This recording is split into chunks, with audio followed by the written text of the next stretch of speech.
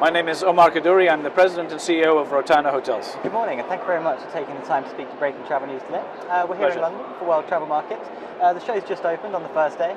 Are you excited? Are you happy to be back in London? We're always happy to come back to London, Chris. I mean, it's one of the biggest markets for us and getting larger and larger every single year. We're putting a lot of efforts, a lot of time and energy and resources into developing more business to come into our hotels around our region from the UK. So I think all of the investments that we've been making over the years are paying off, and we're going to continue to invest in London. There's so much business over all segments, whether it's corporate or MICE or leisure. So we're very dedicated to London and very happy to be here again. Okay. You've been speaking to the press this morning. You've unveiled a new stage of your 100 hotels by 2020 plan. I believe you're hoping to open 16 hotels by the end of 2017. That's right, yes. It's going to be a very busy year for us this year. By the end of this year, we'll open around 10 hotels, which is what we said we would do.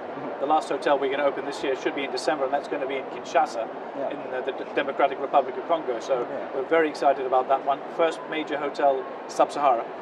And then, of course, 16 hotels next year. So we've got our work cut out. That's more than a hotel a month. Some hotels will be opening 2 or 3. And it's all around our region and even into new regions where we are already with 1 or 2 hotels like Turkey.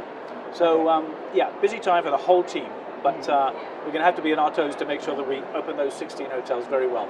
Is it fair to say Rotana's going global then? That you're moving out of your key strengths in the Middle East into Sub-Saharan Africa, as you mentioned. This is a big year for you. Well, you know, we've been working on the globalization of the company, if you like, over the past couple of years. But we know that we can't be all over the world overnight. It's going to take a long time for us to get to the major cities around the world. So we focus on our area and we start moving out slowly into the areas that are on the periphery, if you like, of our zone, like Turkey, for example, like Tanzania, for example, very close. And you know that the UAE is central to the world. So we're excited about the new zones, Africa and especially Turkey. Okay, one hotel we covered on Breaking Travel News earlier this year was Saudi Arabia, the Centro brand. You're taking that in there. What does that offer to the hospitality market there?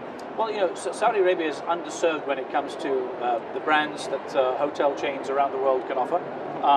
Rotana are making a big footprint at the moment. We have opened up a hotel just a few months ago, a Centro hotel in Jeddah. We have another one opening up in Jeddah early next year. Mid next year, we'll be opening up another one in Riyadh. We'll have 6 or 7 Centros by 2018, 2019. It's our fastest growing brand in the kingdom, and the customers are really loving it. Okay, and who drives the demand for those properties? Is that religious tourism? Obviously, very fundamental to the market there. Are you seeing a lot of business travel? Who's staying in those properties? It's business travel, and it's a combination of business travel and leisure travel, predominantly religious travel into the cities of Mecca and Medina. So that's where the majority of the Islamic travel is going to, religious travel. But of course, cities like Jeddah, Al Khobar, and cities like Riyadh, where the government is, they also see a lot of corporate business. So, and I think that with the new vision of the Saudi Arabian leadership to develop the hospitality segment in a much larger way, I think it's going to help all of us. I think the 2030 vision that they have is going to really push the hospitality industry to another level. Okay, and just finally, we spoke maybe a month ago now when we were in the United Arab Emirates, and you were lucky enough to pick up two trophies at the World Travel Awards, or a number of trophies, I believe. You took the title of Middle East leading hotel brand for the year, and you're the reigning world's leading business hotel brand. Are they accolades you value as a company? Are they useful to you?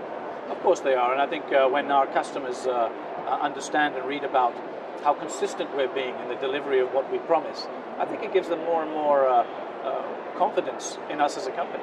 And so when we start thinking about opening hotels, and when we open hotels in places like Tanzania and Istanbul and outside of the Middle East region, you know, they will book those hotels because they believe in us and they see that we're not just doing it today, but we've been doing it in the past and will continue to do it in the future. So no, they're very valuable to us, and we're very, very proud to be holding those mantles. Okay, well, congratulations there, and thank you very much for taking the time to speak to us this morning. Thank you, Chris. Good to see you.